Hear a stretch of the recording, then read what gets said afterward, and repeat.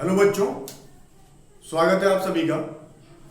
आज का जो वीडियो है हम लोगों का, ये ठोस अवस्था का लास्ट टॉपिक है, जिसका नाम है ठोस अवस्था के चुंबकीय गुण। इससे पहले का सारा टॉपिक, जैसे ठोस अवस्था में जितने भी टॉपिक है, जैसे ठोस का गुण, ठोस के प्रकार, ठोस का जो भी बनावट है, जैसे क्रिस्टल जालक है, आपका इकाई सेल है यानी एकक कोशिका, उसके बाद क्रिस्टल जालक में परमाणुओं का जो पैकिंग है, उस पैकिंग के बारे में, साथ साथ संकुलन क्षमता यानी कि पैकिंग इफिशियंसी, और उसके बाद आपका क्रिस्टल का घनत्व, और उसके बाद जो है आपका जो टॉपिक आ रहा वो है ठोस का विद्युतीय गुण। इन सभी टॉपिक पर क्वेश्चन जो डिस्कशन है वो किया जा चुका है, इन सब पर वीडियो बनाया जा चुका है, और उन सभी वीडियो का जो लिंक होगा वो डिस्क्रिप्शन में डाल दिया जाएगा। तो अगर आप ठोस अवस्था के उन सब टॉपिक्स को नहीं पढ़े हैं तो आप वहां पर जाकर उनको पहले स्टडी कर लो, ठीक है। लेकिन अगर आप उसको नहीं भी पढ़ रहे हो तो कोई दिक्कत नहीं है, क्योंकि इस टॉपिक का रिलेशन बिल्कुल ही अलग है, इसका कॉन्सेप्ट अलग है। लेकिन अगर इस पूरे लेसन को डीपली आप एनालाइज करना चाहते हो, पूरी तरीके से समझना चाहते हो, तो आप डिस्क्रिप्शन में लिंक दिया रहेगा, उस पर क्लिक करके जाकर आप पूरे वीडियो को, पूरे लेसन के वीडियो को, पूरे लेसन के टॉपिक्स को आप वहां पर जाकर के देख सकोगे, ठीक है। तो आज का जो हम लोग का वीडियो है, जिसमें हम लोग बात कर रहे हैं ठोस के चुंबकीय गुण के बारे में, तो इसकी चर्चा अभी हम आपके साथ शुरू कर रहे हैं। तो देखिए, चुंबकीय गुण जो है, इसके अनुसार ठोस को 3 भागों में बांटा गया है। पहला होता है प्रतिचुंबकीय, यानी प्रतिचुंबकत्व जिसको कहते हैं, जिसको इंग्लिश में डाईमैग्नेटिज्म हम लोग कहते हैं।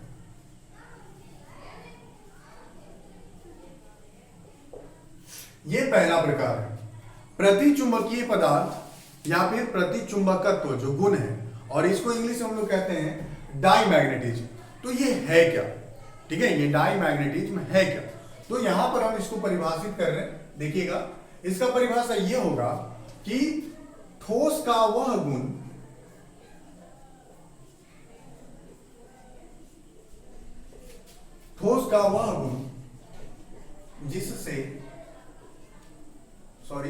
जिसके कारण उसे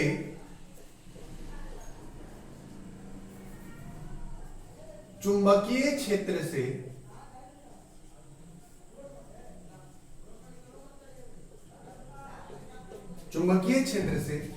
विकर्षित कर दिया जाता है।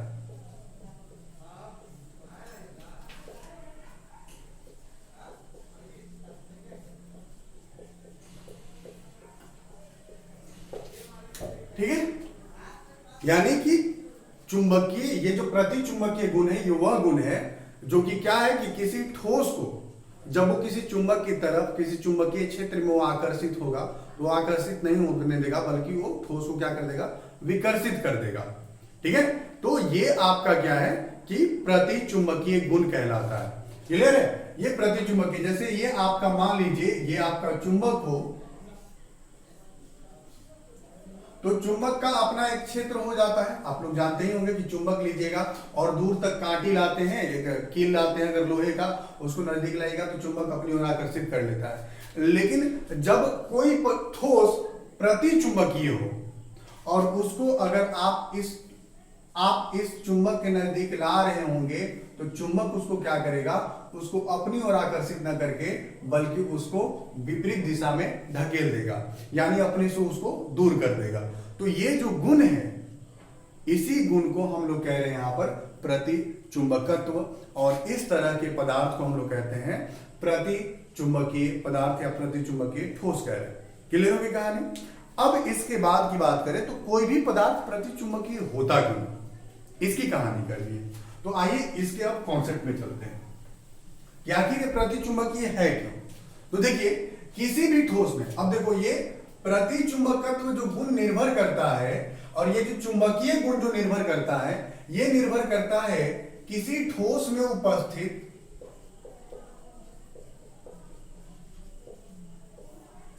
किसी ठोस में उपस्थित अयुग्मित इलेक्ट्रॉनों पर।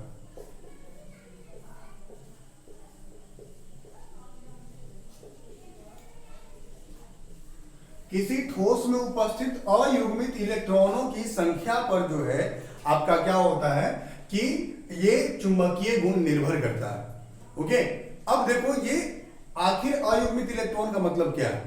तो जैसे आपके पास जो कक्षक होते हैं, उन कक्षकों में जब आप इलेक्ट्रॉन भर रहे होते हो तो देखो इस तरीके से आप इलेक्ट्रॉन भरते हो, इस तरीके से आप इलेक्ट्रॉन भरते हो। तो जब आप इलेक्ट्रॉन को भर रहे होगे तो यहां पर क्या है कि आप इलेक्ट्रॉन को अगर भरे और यहां पर देखिए तो सभी इलेक्ट्रॉन जो है एक दूसरे के विपरीत दिशा में यहां उपलब्ध है।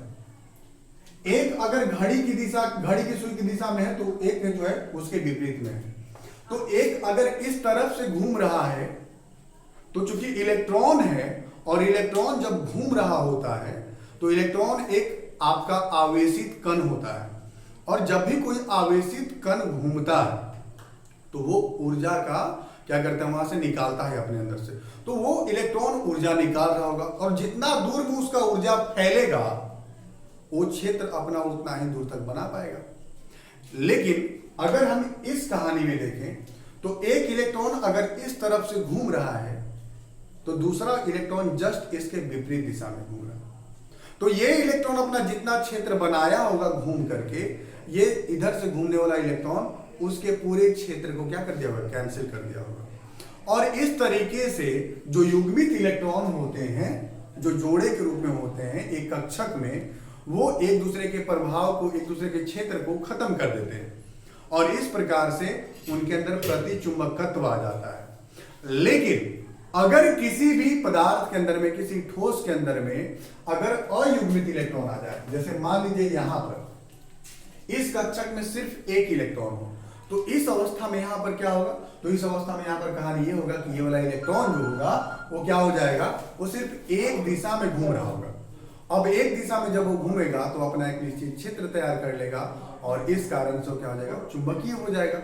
वो एक चुंबकीय अपना क्षेत्र तैयार कर लेगा और उस क्षेत्र में कोई आएगा तो उस पर क्या करेगा, विकर्षण या आकर्षण लगाएगा। ठीक है, कहानी क्लियर हो रही है बात? ओके ना, ये स्टोरी है इसके पीछे का।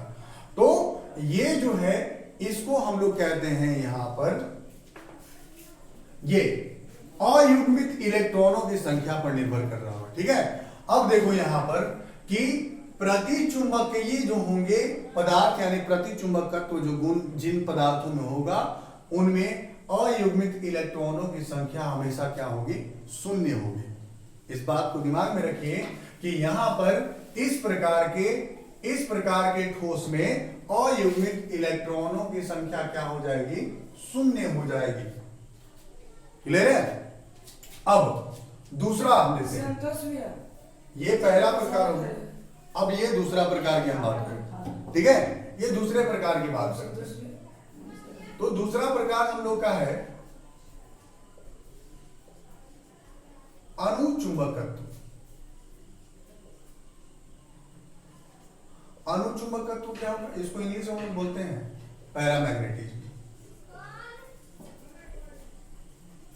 इसको हम लोग कहते हैं पैरामैग्नेटिज्म। ठीक है, तो ये क्या है, तो वह गुण जिसके कारण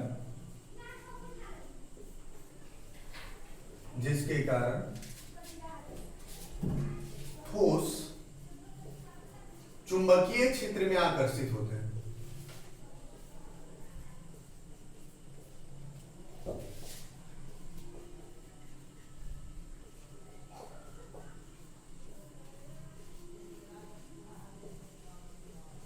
चुंबकीय क्षेत्र में आकर्षित होते हैं, ये वो गुण है, इसके द्वारा चुंबकीय क्षेत्र में आपका ठोस आकर्षित हो जाता है।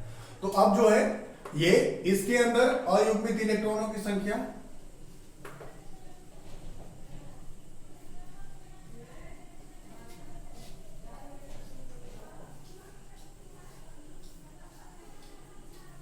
अयुग्मित इलेक्ट्रॉनों की संख्या जो होगी वो हमेशा 0 से अधिक होगी।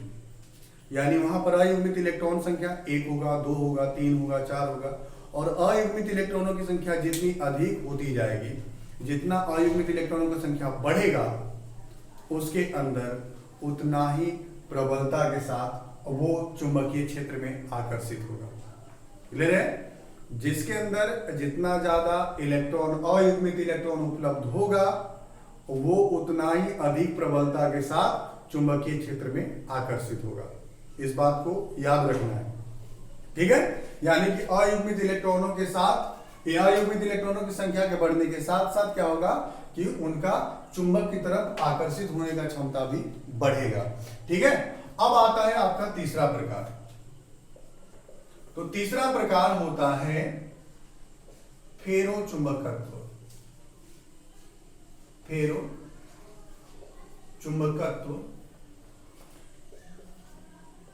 या आप इसी को कहते हैं लौह चुंबकत्व। फेरो चुंबकत्व आप, या फिर आप इसी को कहिएगा लौह चुंबकत्व, जिसको इंग्लिश में हम लोग कहते हैं फेरोमैग्नेटिज्म।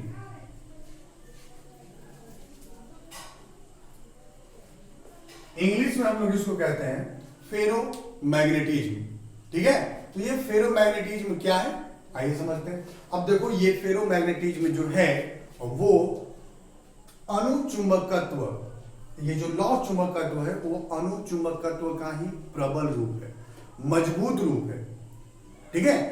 फेरो चुंबकीय जो तत्व होंगे, लौह चुंबकीय जो तत्व होंगे, वो अणुचुंबकीय भी होंगे, लेकिन फेरो चुंबकीय जो होंगे यानी लौह चुंबकीय जो होंगे बहुत ज्यादा चुंबकीय क्षेत्र में बहुत प्रबलता से, बहुत मजबूती से आकर्षित होते हैं, और इनके आकर्षण के कारण इनकी क्षमता ऐसी हो जाती है कि ये कुछ देर तक चुंबकीय क्षेत्र में रहने के बाद ये खुद में भी अपने आप में एक चुंबक के रूप धारण कर लेते हैं। ये खुद एक मैग्नेट बन जाते हैं।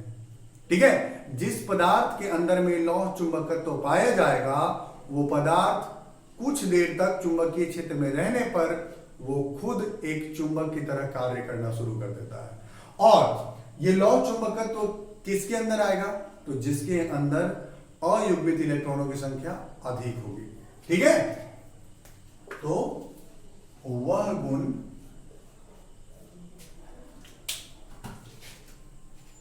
जिसके कारण ठोस चुंबकीय क्षेत्र में प्रबलता से आकर्षित होता है।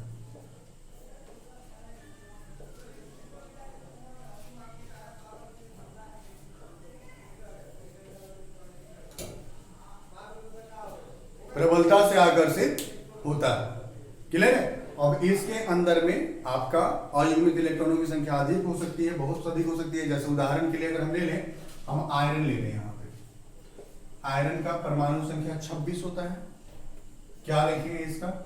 1s2, 2s2, 2p6, 3s2, 3p6। ठीक है? फिर 4s2 और 3d6। क्लियर है? इतना है आपका। अगर आप यहां पर देखिए तो 3D में D में कितने कक्षक होते हैं? 5 होते हैं। ओके ना?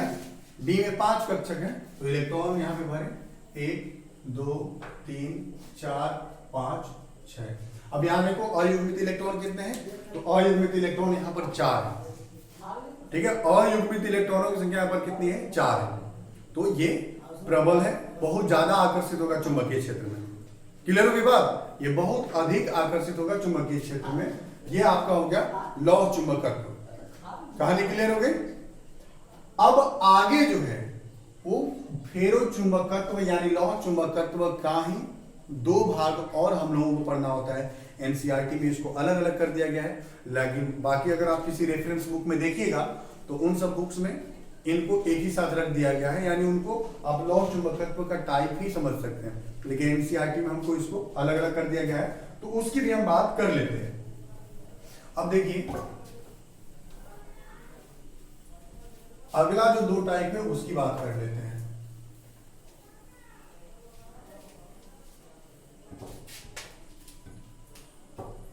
अगला टाइप है आपका चौथा, जिसका नाम है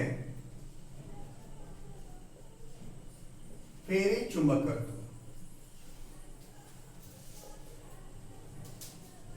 फेरी मैग्नेटिज्म। ठीक है, तो ये क्या है? फेरी मैग्नेटिज्म यानी फेरी चुंबकत्व क्या है? तो इसकी बात करें तो ये आपको बताता है कि देखिए इसका निर्माण कैसे होता है। ये इसका निर्माण जो है वो फेरो चुंबकीय तत्व या लौह चुंबकीय तत्व या पदार्थों से ही होता है। हम आपको बताएं कि फेरो चुंबकीय जो तत्व होते हैं वो क्या होते हैं कि वो खुद में एक चुंबक की तरह व्यवहार करने की क्षमता रखते हैं, और एक चुंबक के अंदर में दो ध्रुव होते हैं।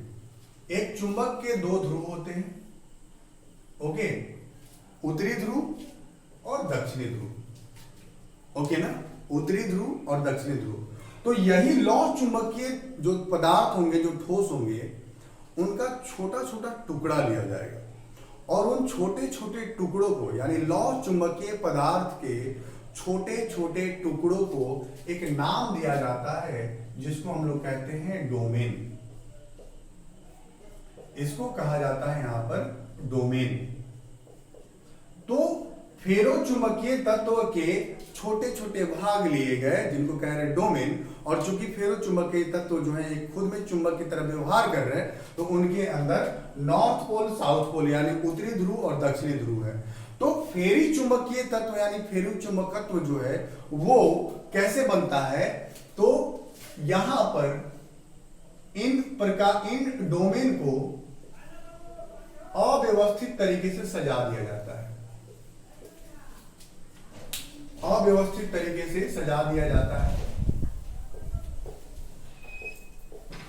जैसे ये देखिए north south north south south north north south, इस प्रकार से कोई ऑर्डर नहीं है, कोई एक निश्चित व्यवस्था नहीं है। ठीक है, सभी को क्या करना है कि जैसे तैसे यानी इस तरह के डोमेन को जैसे तैसे रख देना है ताकि एक दूसरे के प्रभाव को पूर्ण रूप से कैंसिल न कर सके, पूर्ण रूप से निष्क्रिय न कर सके।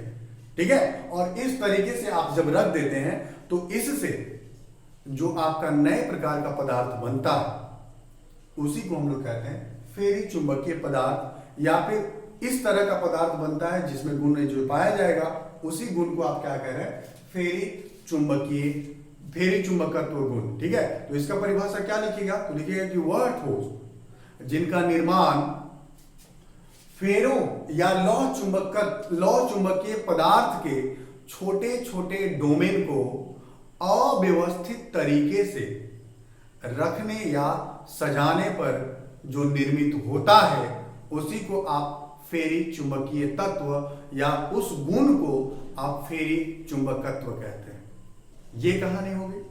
अब इसके बाद अगला प्रकार जो आता है वो अगला प्रकार आपका आता है और वो है पांचवा, जिसका नाम है प्रति लौह चुंबकत्व।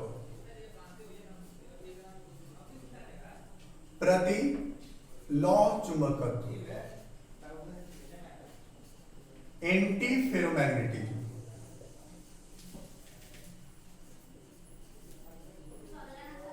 एंटी फेरोमैग्नेटिज्म इसका मतलब क्या है?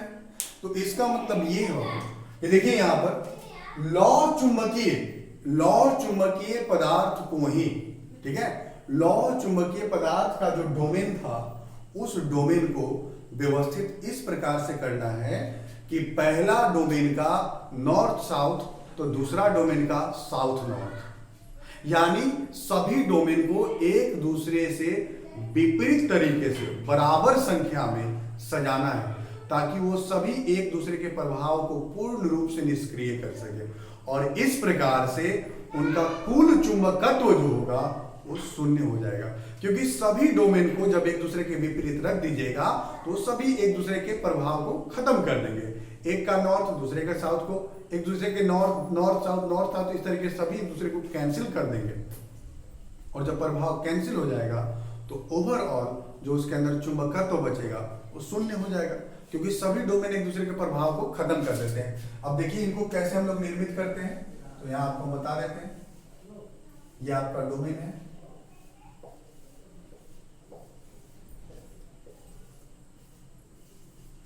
तीन 6, ठीक है। अब इसके अंदर अगर ये नॉर्थ साउथ रख दिए तो दूसरा रखेंगे साउथ नॉर्थ, फिर नॉर्थ साउथ, फिर साउथ नॉर्थ, फिर नॉर्थ साउथ, फिर साउथ नॉर्थ। अब ये सभी एक दूसरे के प्रभाव को खत्म कर देंगे, कैंसिल कर देंगे। तो इस तरीके से इनका चुंबकत्व शून्य हो जाएगा, और जब चुंबकत्व इनका शून्य हो जाएगा तो ये चुंबकीय नहीं रह जाएंगे। ये मतलब एक तरीके से समझो कि ये प्रति चुंबकीय हो जाएंगे, इनका वैसा गुण हो जाएगा। ठीक है, तो ये हो गया आपका प्रति लॉ चुंबकत्व, जिसको इंग्लिश में एंटी फेरोमैग्नेटिज्म कहते हैं। क्लियर है? और इनका बनावट कुछ इस प्रकार से।